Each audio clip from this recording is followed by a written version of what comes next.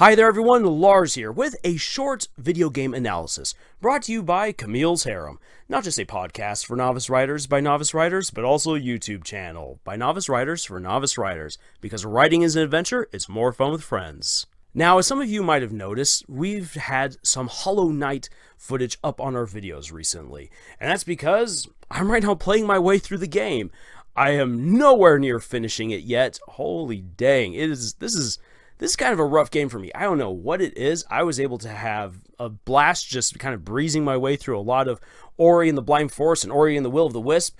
And here I then come to Hollow Knight, and the bugs are just kicking my butt.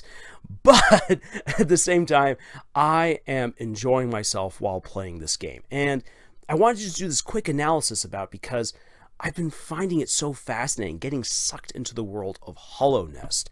And as I've been doing my research on this game, as I've been playing through it, I've begun to realize that this game right here is kind of a masterclass in world building.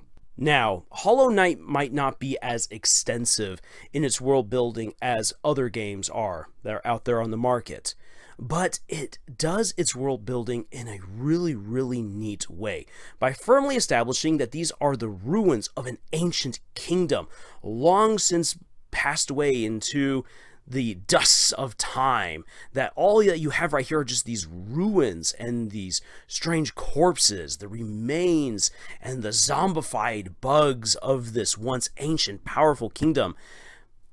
It's clear then that you're not going to get all the story right there, and a lot of things are fragmented and just spread out. It's difficult to really know, hey, what the heck am I doing? Okay, I'm an adventurer going around with my little needle, breaking stuff, hacking stuff up, killing bugs, getting geo, buying stuff, finding little pins. It's all cool, it's all good, but really, what the heck am I doing? Well, this is where the world building of Hollow Knight really comes into its own. Because given the nature of this abandoned kingdom that stretches in all different directions and encompasses just so much, it's obvious that, well, there's going to be a lot to discover, and there's a lot that's been lost. As you explore through the game, you find these sites and these hints at what this city once was. Who were the people that once inhabited it? It gives you a lot to chew on. And as you explore and discover the people who've become corrupted, those who still retain their minds, and the other residents within Hollow Nest, you discover a very vast and complex world with cultures, religions, and very distinct personalities. I actually found myself, like, once again, I'm very new into playing this right here, and yeah, I found myself getting choked up at a couple of times as I see characters descending into madness as they just go about strange tasks or think that the place is still okay, and it's very clearly not. Something is deeply wrong here in the kingdom of Hollow Nest, and you're trying to now piece together the clues. So you kind of figure out, like, okay, well, maybe I'm supposed to figure out what is this strange blight or madness that's overtaken the kingdom. And so you begin to explore it right here. But even where I am right now, after even put hours into the game, I still know next to nothing. And that's actually okay. This is why I say that Hollow Knight is a masterclass in world building, because I'm getting bit by bit by bit these little breadcrumbs that tell me something more about Hollow Nest, the cultures, the religions of these people, who they once were. I see the grand architecture. I see the wilderness. I see the various creatures. And I get to meet individuals who have survived for a certain amount of time within this kingdom, whether they've become corrupted or still retain some semblance of sanity. These things tell me that once upon a time, this was a very advanced, enlightened, powerful, deeply regulated and religious society that collapsed. And it collapsed so thoroughly that there's really almost next to nothing left. What is left behind bespeaks great power and something utterly terrifying. and those who have been left behind are truly going insane. And it makes me curious. I want to know more. And that is why the world building is so good, because it hooks me bit by bit with interesting breadcrumbs that tell me something about the world, but not everything. And it makes me want to know more. And the way that the game is laid out, I am given challenges and quests to go on that force me to discover more. And as I discover more, I want to know more. Now, how can one put that into a story? Because in a video game, that's really easy to do through quests, through items, through dialogue, and the likes. So how can we transfer that then over to writing a book?